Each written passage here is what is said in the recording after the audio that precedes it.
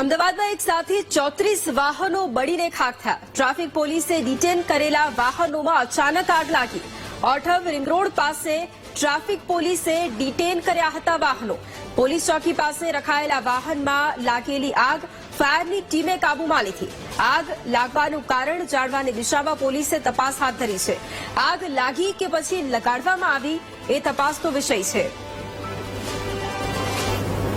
આજરોજ સવારે 7 વાગ્યાના સુમારે અમારી ટ્રાફિકની ઓઢવ બીટની પાસે અમારા 207 મુજબ ડિટેન કરેલા વાહનો તેમજ બિનવારસી વાહનોમાં અચાનક અગમ્ય કારણસર આગ લાગેલી।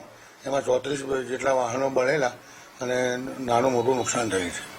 કોઈ રાહદારી અથવા કચરો સાફ કરવાવાળાએ મને એવું લાગે છે કે ઢગલા ઉપર કચરાના ઢગલામાં કંઈ બીડી જેવું ફેંકી દીધેલું હોય અને આગ લાગી હોય એવી શંકા છે।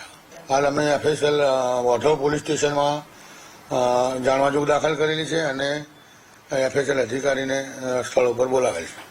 અમદાવાદના ઓઢવ રિંગ રોડ ઉપર પોલીસે ડિટેન કરેલા વાહનોમાં અચાનક જ આગ લાગી હતી અને વાહનો બળીને ખાખ થઈ ગયા છે। આ દ્રશ્યો જોઈ શકાય છે કે ઓઢવ રિંગ રોડ ઉપર આવેલી આઈ ડિવિઝન ટ્રાફિક પોલીસ ચોકીની બહાર આ ડિટેન કરેલા જે વાહનો છે તેમાં અચાનક જ આગ લાગી હતી।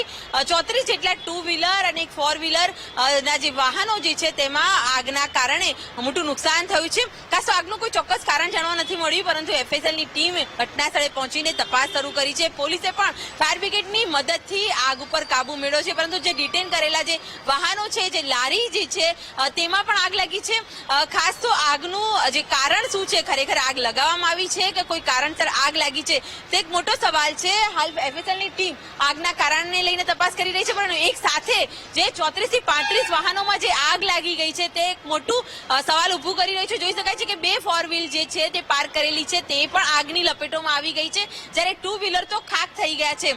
પોલીસ દ્વારા સમગ્ર મામલે હાલ ગુનો દાખલ કરવામાં આવ્યો છે। આગ લાગવાના કારણને લઈને FSLની મદદથી સમગ્ર કેસને લઈને હાલ વધુ તપાસ હાથ ધરાઈ છે। કેમેરામેન નરેશ સોલંકી સાથે અનિતા પટેલ, VTV ન્યૂઝ, અમદાવાદ।